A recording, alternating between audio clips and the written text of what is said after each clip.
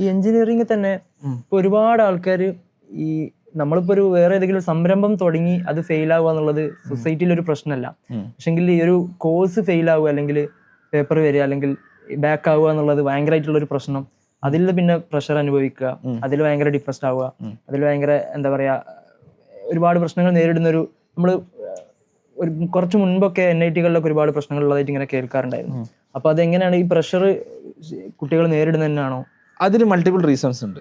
ഇപ്പോൾ for example ഇപ്പോൾ NIT-ത്തെ കാര്യം പറഞ്ഞു. NIT-ത്തെ കാര്യം ഞാൻ പറഞ്ഞു.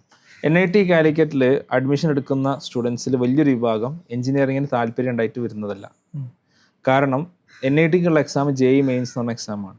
JEE മെയിൻസ് എക്സാമിന് സബ്ജക്ട് സ്പെസിഫിക് കട്ട് ഓഫ് ഇല്ല. അതായത് ഫിസിക്സ് കെമിസ്ട്രി മാത്സ് ആണല്ലോ എഞ്ചിനീയറിങ്ങിന് വേണ്ടത്. അപ്പോൾ ഇതിൽ ഒരാൾ മാത്സ് തീരെ എഴുതിയില്ലാന്ന് വിചാരിക്കുക, ഫിസിക്സും കെമിസ്ട്രിയും മാത്രം വെച്ചിട്ട് എന്ത് ചെയ്യാൻ പറ്റും? അവന് നല്ല റാങ്ക് വാങ്ങിയിട്ട് അവന് അഡ്മിഷൻ വാങ്ങാൻ പറ്റും. ഇപ്പം എന്താ സംഭവിക്കാന്ന് വെച്ചാൽ, ഇപ്പോൾ ഒരു ഉദാഹരണം പറഞ്ഞുതരാം. ഇപ്പോൾ നീറ്റിന് വേണ്ടി റിപ്പീറ്റ് ചെയ്യുന്ന അല്ലെങ്കിൽ ഡോക്ടർ ആവണമെന്ന് ആഗ്രഹമുള്ള ഒരു കുട്ടി, ആ കുട്ടി JEE പരീക്ഷ എഴുതും. അവനെ സംബന്ധിച്ചിടത്തോളം മാത്സ് എഴുതൂല, ഫിസിക്സ് കെമിസ്ട്രി മാത്രമേ എഴുതും. JEE പരീക്ഷ അത്യാവശ്യം ടഫാണ്. അപ്പോൾ ഒരു പകുതി മാർക്കൊക്കെ മതി. ഈ ഫിസിക്സും കെമിസ്ട്രി മാത്രം വെച്ചിട്ട് അവൻ എന്ത് ചെയ്യും? ആ മാർക്ക് ഉണ്ടാക്കും. ഇനി അവൻ MBBS കിട്ടിയില്ലെന്നുണ്ടെങ്കിൽ അവൻ നെക്സ്റ്റ് ഓപ്ഷനായിട്ട് എന്താ ചൂസ് ചെയ്യുക? എഞ്ചിനീയറിംഗ് ചൂസ് ചെയ്യും. കാരണം NIT നല്ല സ്ഥാപനമാണല്ലോ. അപ്പോൾ എഞ്ചിനീയറിംഗിനോട് പ്രത്യേകിച്ച് ഒരു താല്പര്യം ഇല്ലാത്ത ഒരാളാണ് എന്ത് ചെയ്യുന്നത്? ആ സ്ഥാപനത്തിൽ എത്തിപ്പെടുന്നത്. അവിടെ അവന് സർവൈവ് ചെയ്യാൻ ബുദ്ധിമുട്ടായിരിക്കും. ഈ അടുത്ത് പോലും ഞാനൊരു കേസ്, ഒരു സൂയിസൈഡിൻ്റെ കേസ് പറഞ്ഞാൽ നീറ്റ് റിപ്പീറ്റർ ആയിരുന്ന കുട്ടിയാണ്. അവനാണ് NIT കാലിക്കറ്റ് എത്തിയത്. അവൻ അൾട്ടിമേറ്റ്ലി സൂയിസൈഡ് ചെയ്തു. അപ്പോൾ ഇത് റീസൺ ആണോ അല്ലെന്ന് എനിക്കറിയില്ല, പക്ഷേ there is A good chance.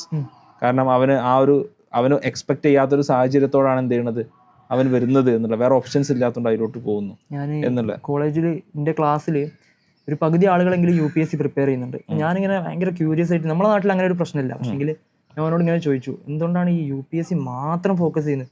IR ചെയ്യുന്നുണ്ട്, പക്ഷെ അവന് ഫ്രീ ടൈമിൽ മൊത്തം പ്രിപ്പറേഷൻ ആണ്, ലൈബ്രറിയിൽ പോയിരുന്ന് പ്രിപ്പയർ ചെയ്യും.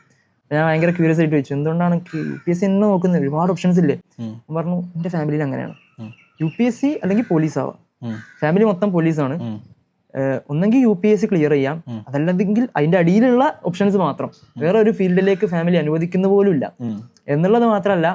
അപ്പോൾ അത് ക്ലിയർ ചെയ്യാതെ അവന് ക്യാമ്പസ് തന്നെ ഉണ്ടാവില്ല, വീട്ടിലേക്ക് പോകാറില്ല.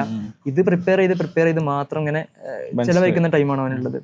അപ്പോൾ ഇത് ഒരു പ്രശ്നമായിട്ട് ഇങ്ങനെ ഞാനോട് ചോദിച്ചു, എന്നാലും ഉണ്ടാവില്ല ഒരു ഇഷ്ടങ്ങൾ ഉണ്ടാവില്ലേ? അപ്പം പറഞ്ഞു, ഞങ്ങൾക്ക് ഇതാണ് ഇഷ്ടം, ഞങ്ങൾക്ക് ഇതാണ്. ഞങ്ങൾ മൾട്ടിപ്പിൾ കാര്യങ്ങളുണ്ട്. ഞാൻ ഈ പറഞ്ഞ പോലെ ഇങ്ങനത്തെ സാധനം ഇപ്പോൾ NIT ഉള്ള സാധനം. ഇപ്പോൾ ഈ പറഞ്ഞ പോലത്തെ ഇപ്പോൾ കഴിഞ്ഞ ദിവസം തന്നെ ഒരു കുട്ടി വിളിച്ചു, 3 വർഷം മെഡിസിന് വേണ്ടി റിപ്പീറ്റ് ചെയ്തു, 4 വർഷമായിട്ട് എഴുതി, കിട്ടിയിട്ടില്ല.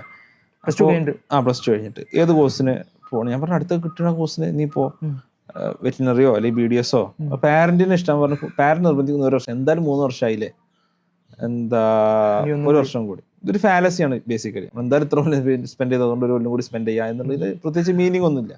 നമ്മളവിടെ നമുക്ക് ജെന്യുവൻലി കൊടുക്കാവുന്ന ഒരു അറ്റംപ്റ്റ് ഒക്കെ എടുത്തു കഴിഞ്ഞെങ്കിൽ നമ്മൾ നിർത്തണം എന്നുള്ളതാണ്. അങ്ങനെ മൾട്ടിപ്പിൾ റീസൺസ്. ഇപ്പോൾ അതൊരു റീസണാണ്. മറ്റൊരു റീസൺ ഞാൻ പറഞ്ഞുതരാം. ഇപ്പോൾ കഴിഞ്ഞ തവണ ഇപ്പോൾ കേരള ടെക്നിക്കൽ യൂണിവേഴ്സിറ്റി എഞ്ചിനീയറിംഗിൻ്റെ ഈ സപ്ലി പാസ് റേറ്റ് ഒക്കെ 50% താഴെ അല്ലെങ്കിൽ അറൗണ്ട് 50% മാത്രമാണ് പാസ് റേറ്റ് ഉള്ളത്. പല കോളേജിലും 20% കുട്ടികൾ പോലും ജയിക്കുന്നില്ല, 0% കുട്ടികൾ, ഒരു കുട്ടി പോലും ജയിക്കാത്ത കോളേജുകളൊക്കെ ഉണ്ട്. എന്താ ഇവിടെയൊക്കെ സംഭവിക്കുന്നത്? നമ്മൾ ശരിക്കും ആലോചിക്കണം. ഇപ്പോൾ കഴിഞ്ഞ വർഷം നമ്മൾ നോക്കുകയാണെങ്കിൽ സെപ്റ്റംബറിലാണ് ക്ലാസ് തുടങ്ങിയത്, നവംബറിൽ ഫസ്റ്റ് എക്സാം വന്നു. അപ്പോൾ നമ്മൾ ഈ അലോട്ട്മെന്റ് പ്രോസസ്സൊക്കെ ഡിലേ ആക്കുന്നത് എന്ത് ചെയ്യുന്നുണ്ട്? കുട്ടികളെ ബാധിക്കുന്നുണ്ട്. അപ്പോൾ കുട്ടികളെ മാത്രം പ്രശ്നമല്ല, സിസ്റ്റത്തിൻ്റെ പ്രശ്നമുണ്ട്. അതൊരു വളരെ കോംപ്ലക്സ് ആയിട്ടുള്ളൊരു സംഭവമാണ്. സിസ്റ്റത്തിൻ്റെ പ്രശ്നങ്ങളുണ്ട്, താല്പര്യമില്ലാത്ത കുട്ടികൾ വരുന്നതിൻ്റെ പ്രശ്നങ്ങളുണ്ട്. ഇങ്ങനെ പല മൾട്ടിറ്റ്യൂഡ് ഓഫ് 2 മാസം കൊണ്ട് ഒരു എഞ്ചിനീയറിംഗിൻ്റെ സെമസ്റ്റർ പാസ്സാവുന്നതാണ് ഇറ്റ്സ് നോട്ട് ഈസി.